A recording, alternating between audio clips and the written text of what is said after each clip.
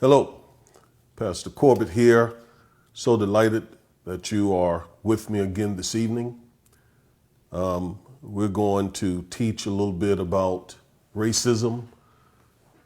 A lot of people don't understand racism, even a lot of African Americans.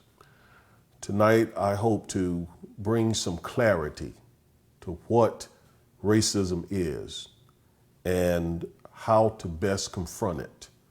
Now, it comes Sunday, I'm going to get back to my teaching on white first, why the white church is the biggest purveyor of racism in American history. But I want to basically focus tonight. I've talked about this section already in this series, but conversations that I've had with folks over the week just convinced me that people really don't understand what we are confronting, what we're contending with. So tonight we're going to specifically look at the difference between individual racism and institutional racism. And we're going to see that it's the institutional racism that is most problematic. So we're going to look at that tonight. I really pray that I bring some clarity to this. This is critical. This is important, very important. This is sort of a kingdom message, if you will, because when I was introduced to the kingdom message many years ago, it made a lot of sense to me. God had, I guess, given me the kind of mind that just grasped it. I mean, I got it. I started getting it early on. And then after going to law school and becoming an attorney and actually working in these various systems legally, it really did open up to me then, even more so. And so I have somewhat of a sort of a behind the stage look at things, okay? Being an attorney, I understand how the law frames these systems that we're constantly contending with. And unfortunately, what many African Americans focus on is the individual racism, the racism that they see in individuals, in individual people. And that's kind of where we focus, you know, how this person treated me, how that person treated me, what this person said to me, what this person did to me, what this individual did to me, or that individual didn't do. And that's where we sort of focus. And that really takes our eyes off the ball, okay? That takes our eyes off where it should be. And let me explain why. If you would, turn to Ephesians chapter 6. Ephesians chapter 6. Verse 12. And I'm reading from the Weymouth translation. The Weymouth translation of what the Apostle Paul said in Ephesians 6. For ours is not a conflict with mere flesh and blood, but with the despotisms, the empires, the forces that control and govern this dark world, the spiritual host of evil arrayed against us in the heavenly warfare. Now let's read it again. For ours is not a conflict, it's not a fight with mere flesh and blood. Now think of the mere flesh and blood. We know Paul is talking about people there. So that, you could say, is the individual racism. the mere flesh and blood. And Paul used the word, or this translation used the word mere, M-E-R-E, which means we're not merely fighting flesh and blood. We're not just fighting flesh and blood. We're not, in other words, contending with mere individual racism. If your focus is on people, then you're focused on the wrong thing. I understand that it's easy to get focused on people because the person is oftentimes the instrument that is being used to bring about the injustice. But this is not a fight with mere individuals. What someone thinks of you or calls you, that is irrelevant so long as they're not trying to physically harm you. They're not in a position of power over you. But what some random person says or thinks of you, some random act, some individual act of racism is practically irrelevant. It's hurtful, of course. It's painful, especially if it's someone you know, someone you love, someone you work with. I get that. But that is not where the real fight is. Okay? The real fight, Paul tells us, the real fight is with the systems. He says, for ours is not a conflict with mere flesh and blood, but with despotisms, the empires. Listen at that. The empires, the government systems, in other words, the forces that control and govern this dark world. What dark world? This dark world system. Satan is the god of this evil world system. So he has this system inundated with evil, with racism, the system. Okay? The systems. And he has demonic forces who control and govern those systems. He has a whole, Paul says, a spiritual host of evil arrayed against us in the heavenly warfare. That is where the evil that has caused the African American community so much heartache and damage.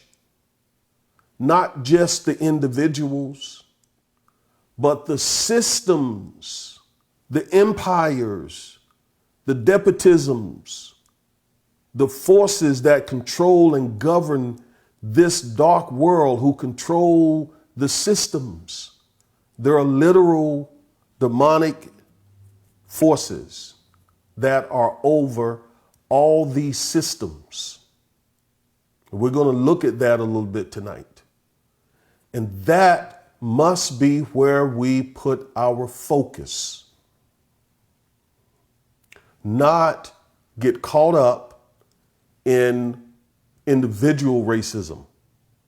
What an individual thinks of us, or whether an individual call us the N-word, or whether an individual thinks we're inferior to him or her. That's painful.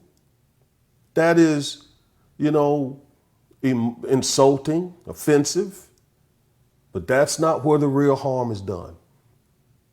The real harm is done in the institutions.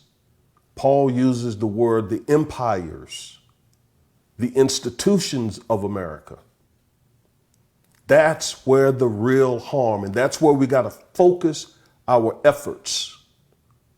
Otherwise, we're wasting our time. Okay? That's what we have been contending with since 1619, and it's what we're contending with now. It is also what our brethren contends with on the African continent.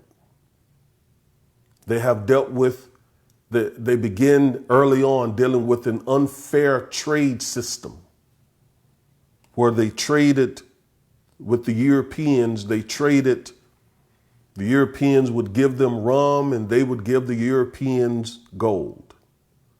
The European would give them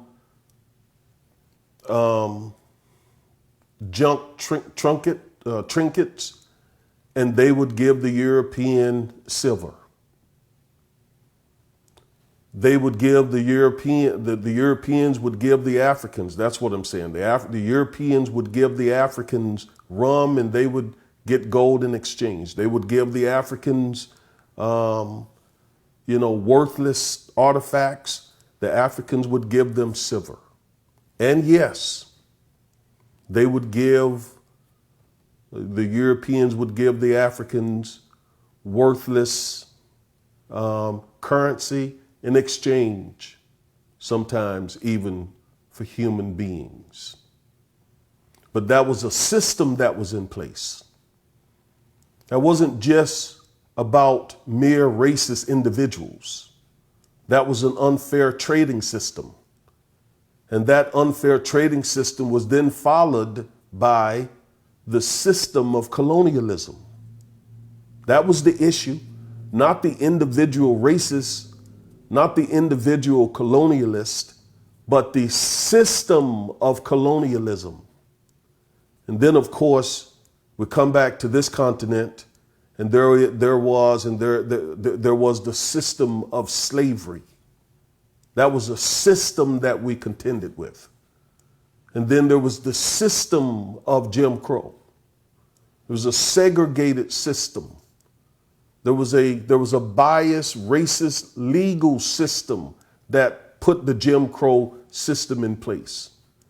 And again, while we're focused on the individual, it was the system that had its knee on our neck, to borrow a phrase from the George Floyd murder. It's not when we saw that officer with his knee on George Floyd's neck, that was symbolic of the system that Satan has put up with its knee on the neck of the African American person or the black person. So Paul told us long ago, our fight is not with mere human beings, with mere flesh and blood, with mere individuals, but it is with despotisms. It is with the empires, the empire, the American empire. There's an empire here, the Roman Empire, the American Empire, the British Empire. We've been contending with these empires, these evil empires, and trying to fight with them on an individual basis.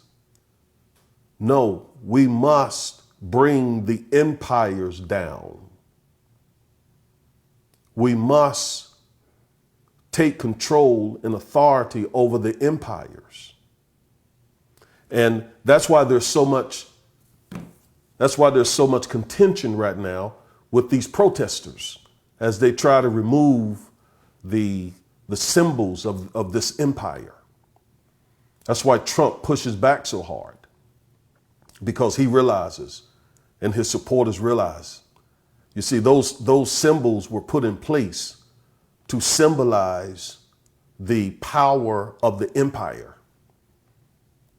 Every time you look at one of those Confederate monuments, the point was, the point of those Confederate monuments was, we are in power, and we will always be in power, and this system will always be in place.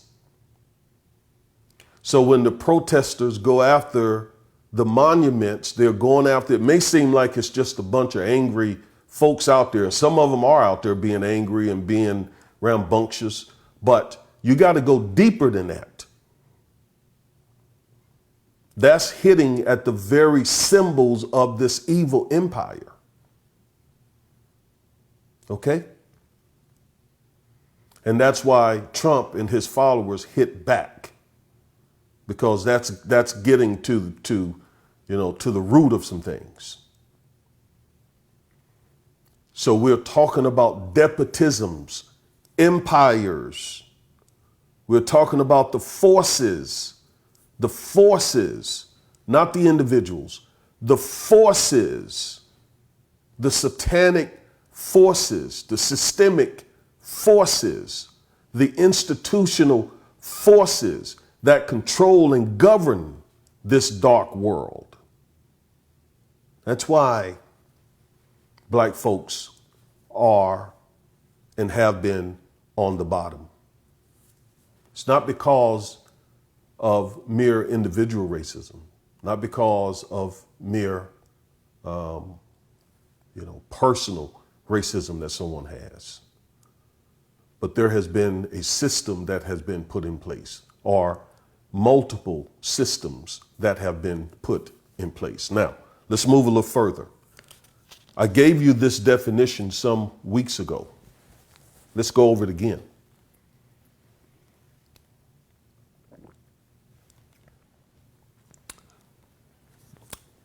I gave you the definition of individual racism. I want you to listen to the definition again. I got this definition from Dr. James Jones. He is a sociology professor. He wrote an excellent book called Prejudice and Racism. I study this stuff, okay? I spend time studying it so that I can understand it. And so what I do is I look to the experts who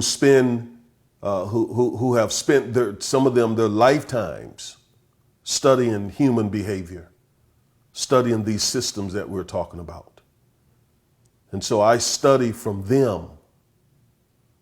They're the ones who know. They can tell me what individual racism is based on years of study and research. And so Dr. Jones informed us that individual racism is an individual racist, those mere flesh and blood folks that Paul talked about, is a person who consider black people to be inferior. This is an individual racist. He or she considers black people to be inferior to white people because of physical traits.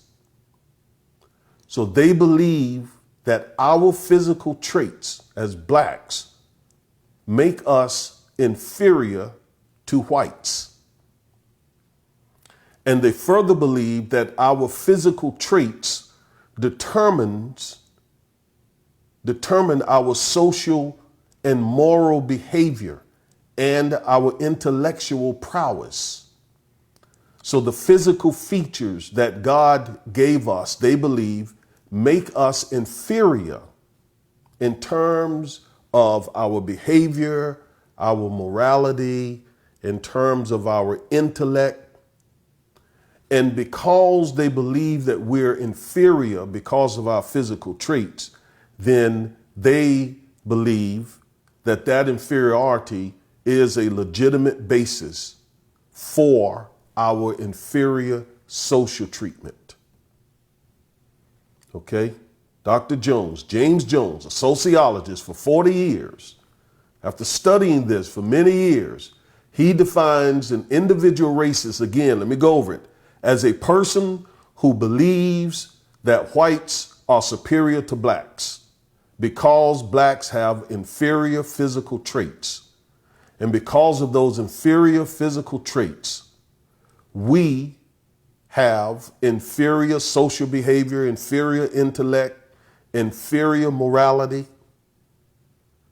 Okay? And because of the presumed inferiority of black people, we are worthy to be relegated to second-class citizenship and inferior treatment. Now, that is what an individual racist thinks. That's what he or she thinks.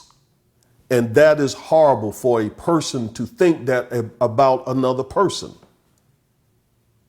But that's still not your main problem.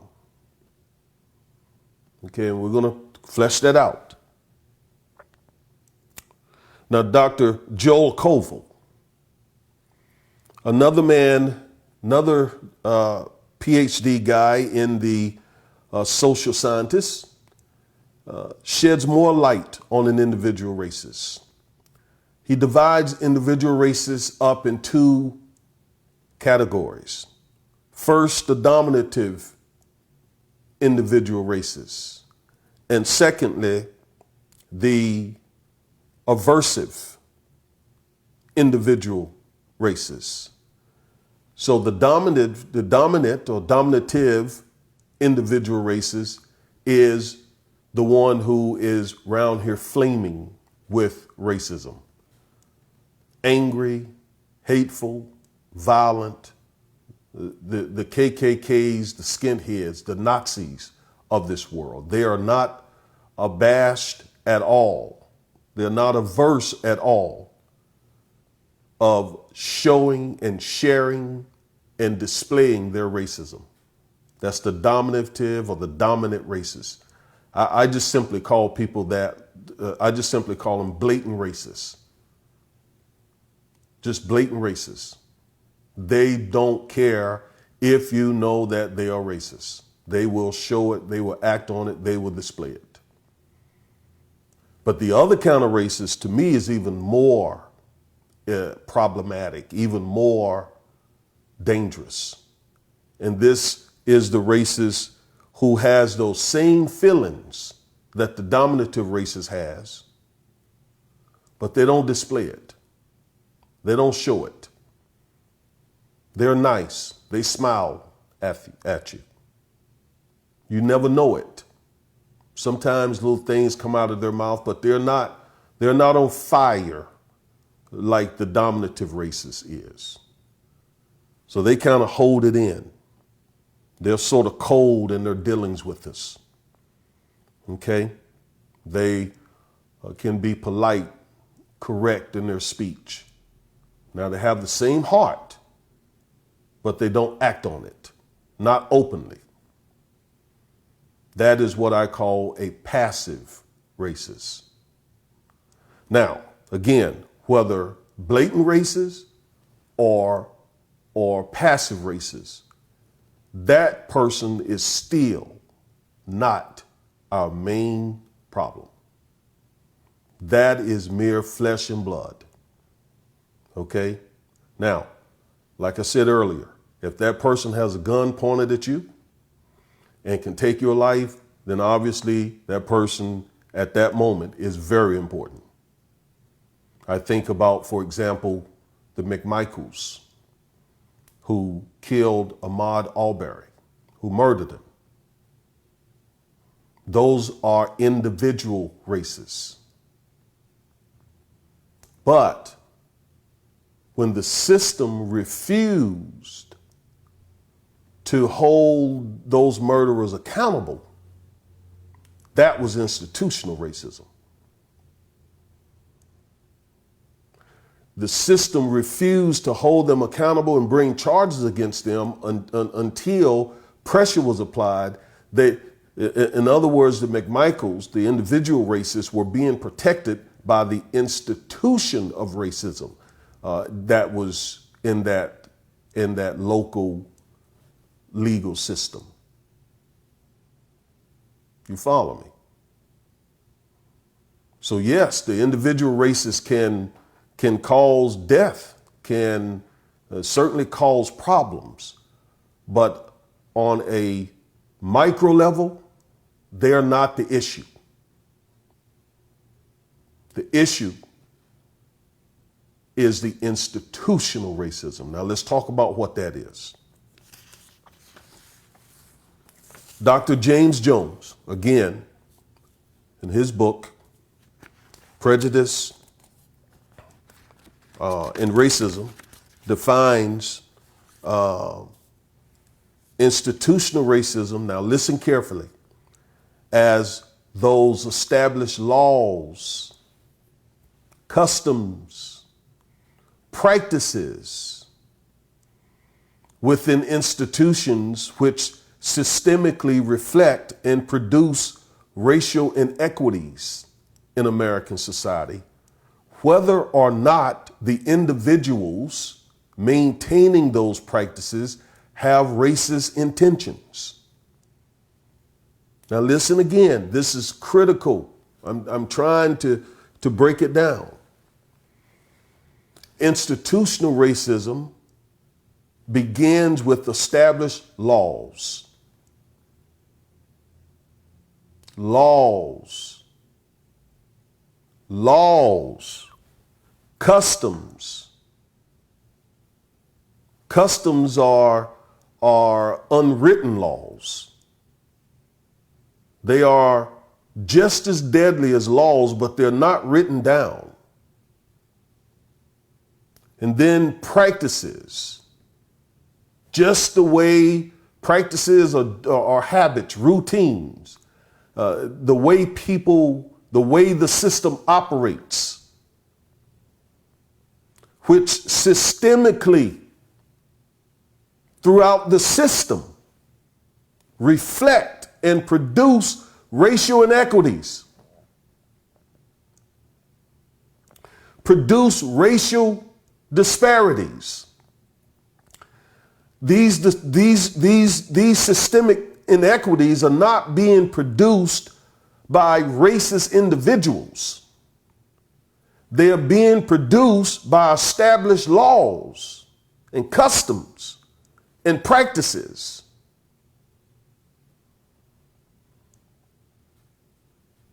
You see. Now,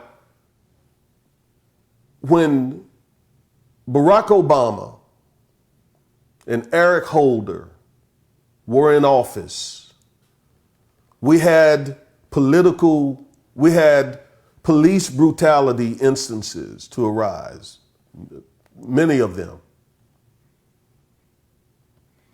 One that comes to mind is Michael Brown in Ferguson, Missouri, Freddie Gray in Baltimore, and others. The result of those police brutality cases was that Eric Holder, as the Attorney General, entered into consent decrees with 7 or 8 police departments around the country. And they were required to be monitored by the Justice Department. And the Justice Department was watching over them,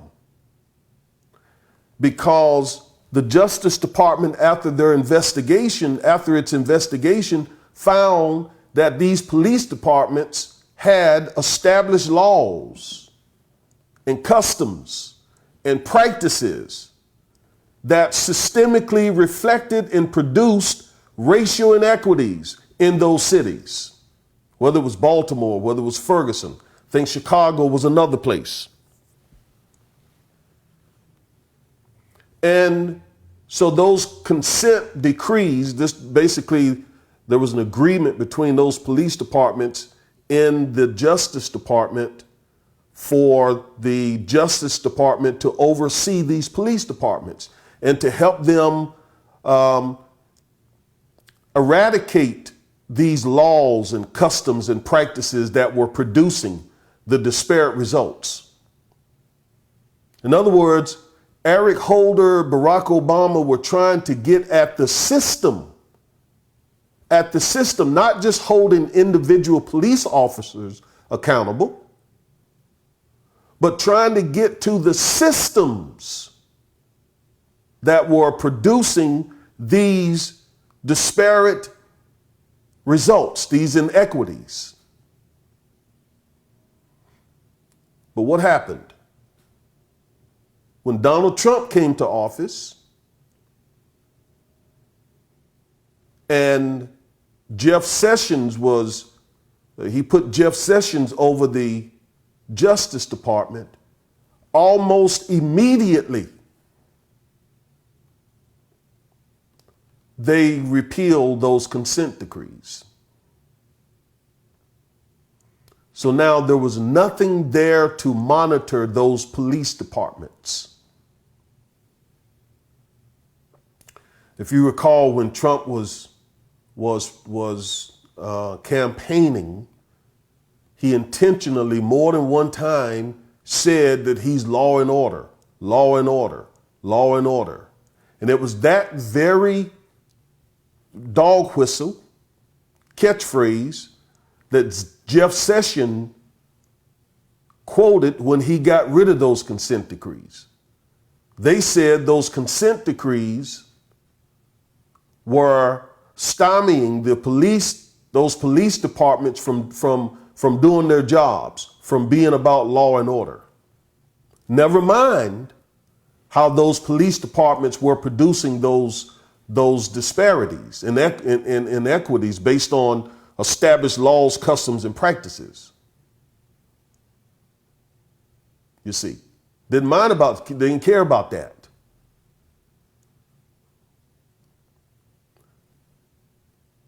So we got to pay attention to the systems, not just mere individuals. That is where the fight is being waged. That is where the devil is. That's what Paul told us. Don't get caught up with mere flesh and blood, Paul says, because our fight is with despots. Despots are beings, sometimes people, who are in very high places and use the systems to bring about evil. That's what a despot is. Gets over a government, for example, and then uses that government to oppress people. That's a despot. Empires. I love the use of the word empire here because that tells us that these demons are interested in setting up evil empires to oppress people. And we've been dealing with evil empires as a race of people. So Paul says, don't get sidetracked with flesh and blood, with mere individuals. Your fight is much, much more deeper than that. But that's where we've been fighting. That's where we get caught up. You know, I've had folks to tell me that we just need to just preach the gospel. In fact, you know, in this teaching, since I've been doing this, I've showed you where that notion of just preaching the gospel and that will cure what we're contending with. I've showed you where that actually started back in slavery, even before slavery. The Christians during slavery told themselves, well, it's our job just to preach the gospel. And if we preach the gospel, hearts will be changed and we will solve racism. That will deal with the inequities. That is not right. Now, of course, we need to preach the gospel. And of course, we need to get people saved. Of course, when people get born again, that can change their heart. That will change their heart because they become a new creation in Christ. I've been preaching the gospel for a long time. I know exactly what it means to be born again and how it impacts the individual, or how it can impact the individual. Because we got some Christians who've been born again, but they're still bigots.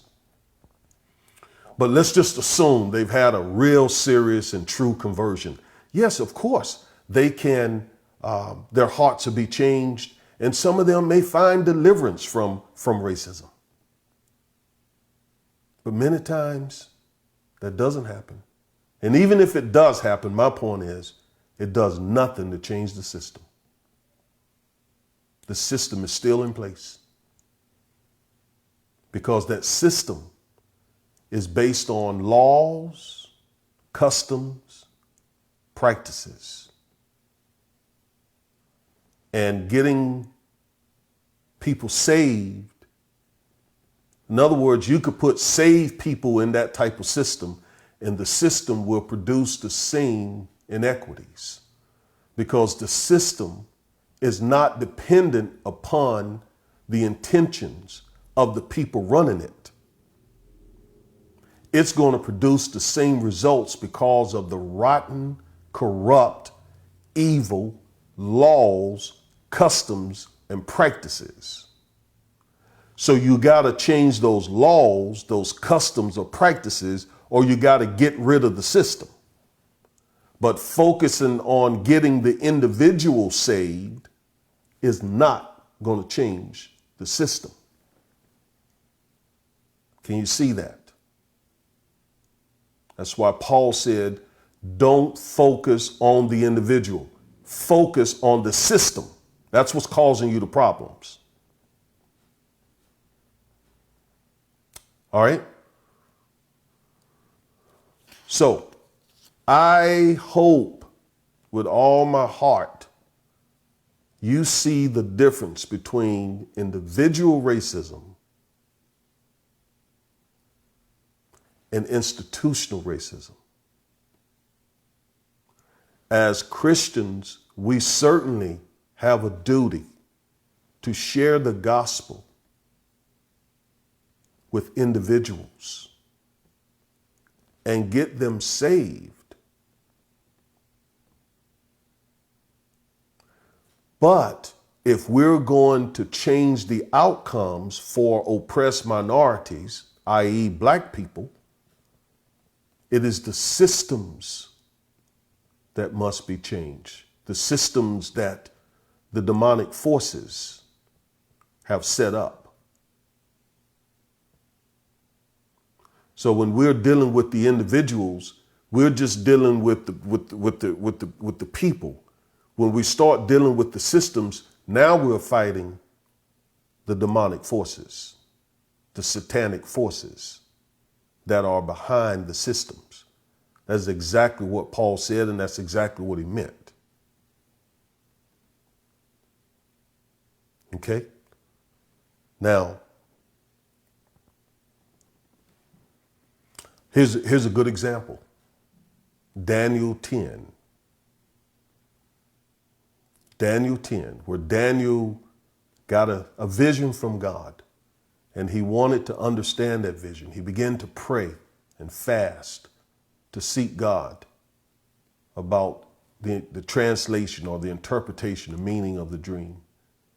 And for 21 days, he waited.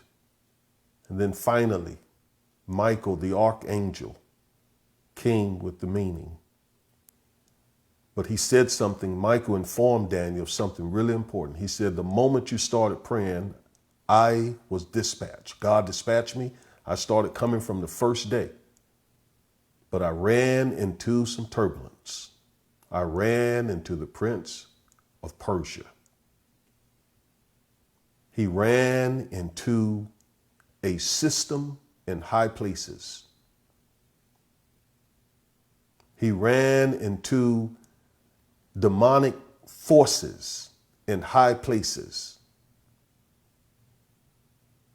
He was able to prevail, but it held him up a minute.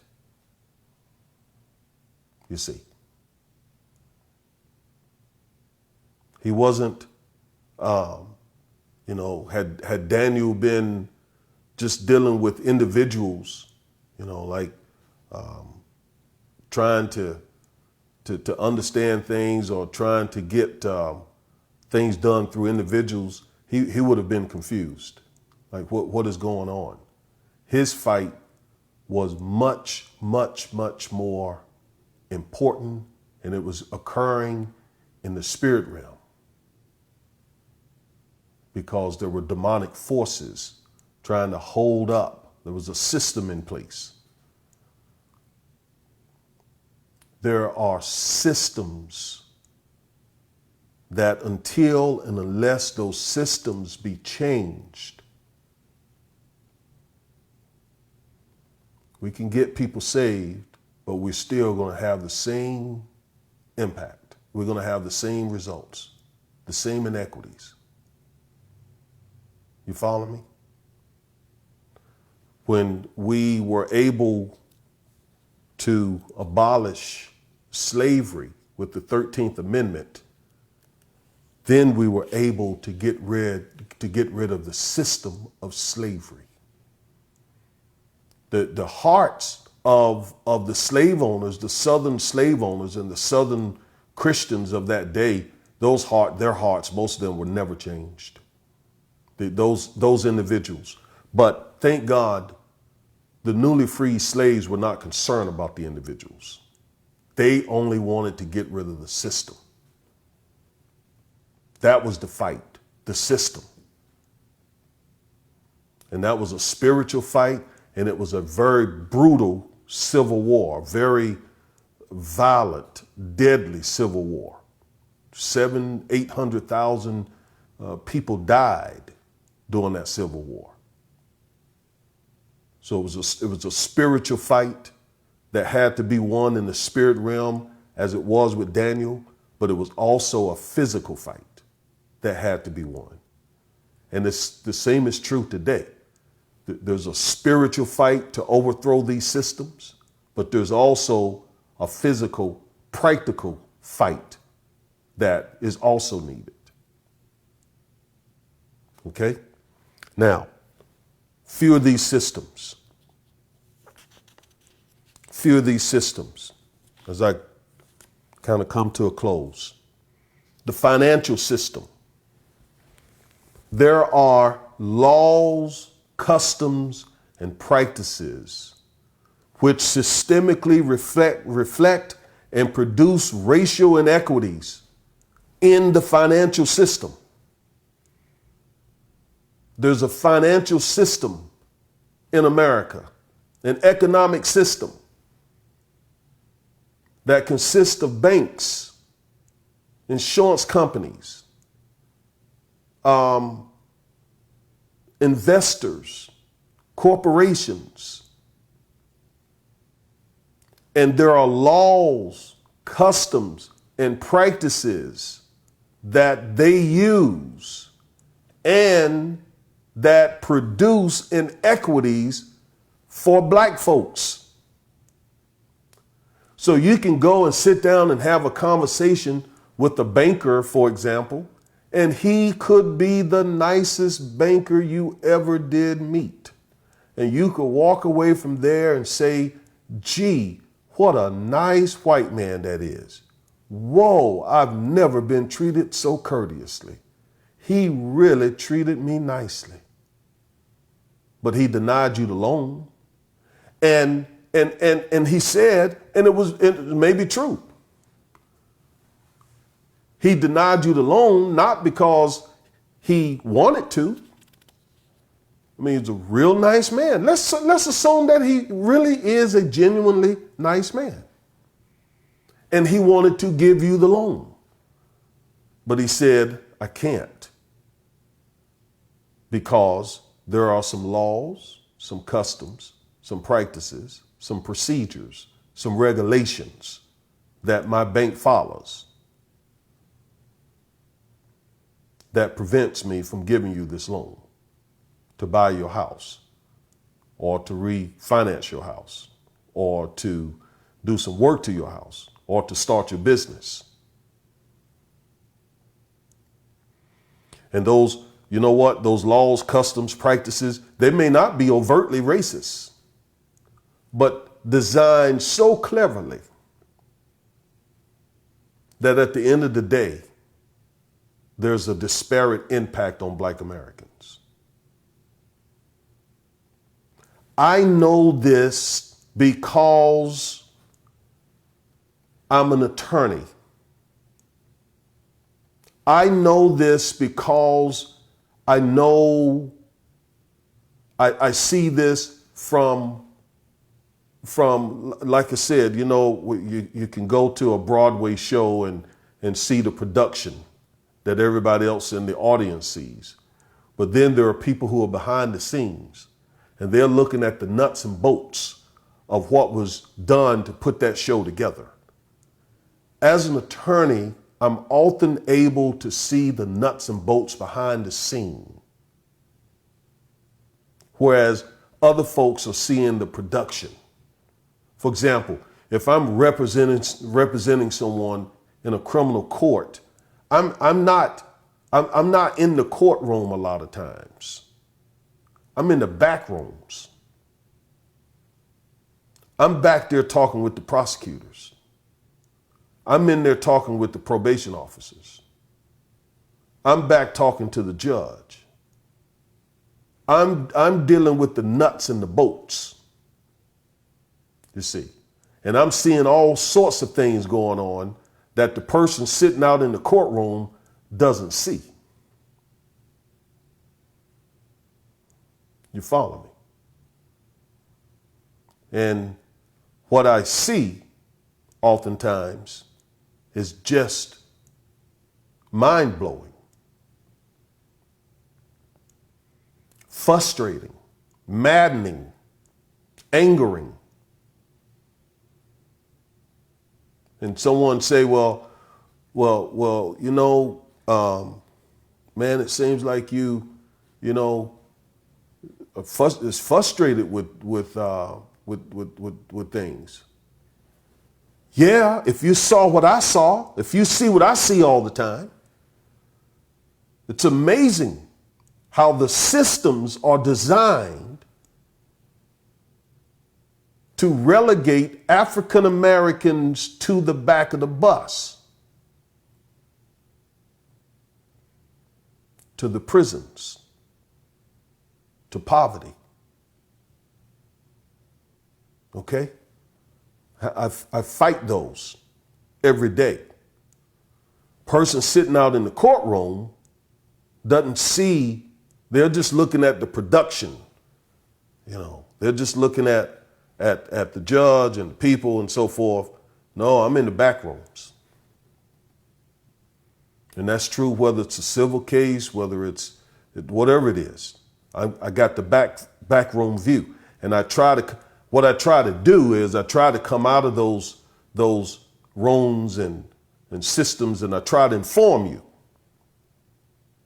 Hey, look, this is what's going on. And sometimes I'm met with opposition. But I still come out and say, listen, this is what's going on. Watch out for this. Watch out for that. This is how they're doing this. I remember when I went to law school, I loved law school. I didn't take one class that I did not thoroughly enjoy. All my classes, constitutional law, tax, my tax classes, my evidence classes, my business corporation classes, just civil procedure, criminal procedure. I was sitting in those classes, and I was a little older than the average student. I was 39 years old when I went to law school. So I had lived a lot of life and seen a lot of stuff, more so than those 20-something-year-old law students there. And so given my advanced age and my experience, my life experiences, I was sitting in those law classes with my mouth dropped open. I was like, man, this is how they have been doing this. This is why black folk in the position they're in. I remember I took wills, estates, and trust. How to write a will, how to do trust, how to set up estates and all of that. I was blown away folks, in that class when I understood how the wealthy protect their wealth. I was blown away. So this is how they keep wealth in their hands in perpetuity.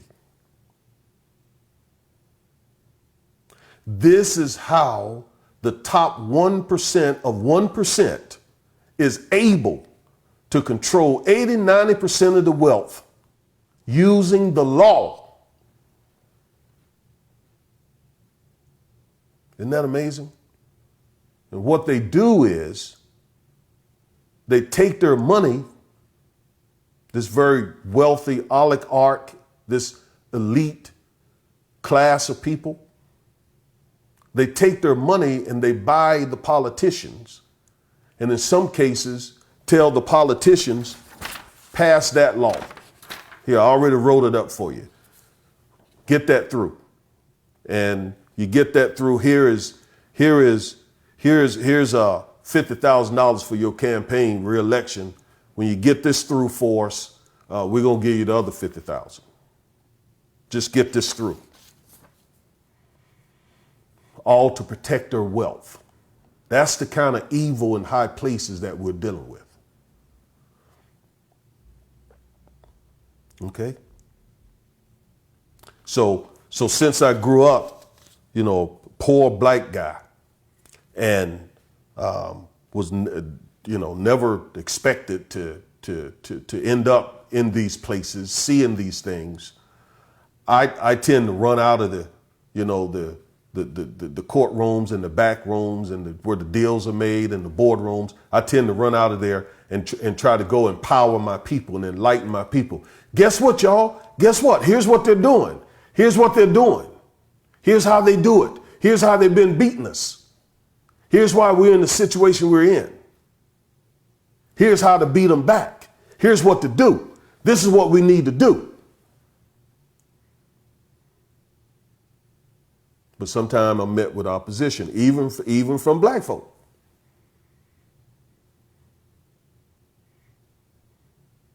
You see? It is the systems that are in place that are bringing about the oppression. The financial system is one huge system. How does it do this? Well, it denied blacks access to capital to build businesses and homes. You ever went through a poor neighborhood and saw a whole bunch of dilapidated houses?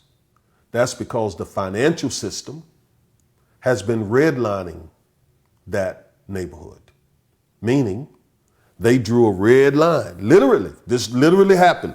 They drew a red line around certain neighborhoods and said, we will not lend money to people living within this red line. I remember reading cases in law school about that being implemented, and finally where the U.S. Supreme Court said, okay, you can't keep doing that. That's racial discrimination. But that's why those houses stay there dilapidated for 50 years. They're not being torn down and replaced with newer homes because the people living in there can't get loans. And there are neighborhoods where you may be saying, well, if they can't afford the mortgages and don't have the credit, not credit worthy. No, that is not the issue either. Oftentimes, these banks discriminate against black folks even when their credit scores and employment histories are equal to the whites. But they're just laws, customs, practices that they've developed to intentionally hold blacks in those relegated, subpar, second-class citizenship situations. None of this happens from happenstance. This is designed this way. And they messed around and allowed me to get a backroom view of this stuff, and then gave me the license to go out and fight them. Wow. Thank you, Lord.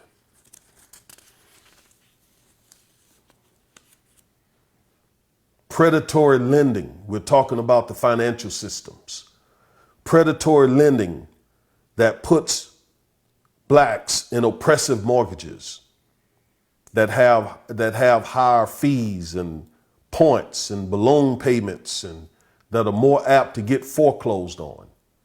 Do you understand how that impacts the black community? The black community, unlike the white community, excuse me a moment.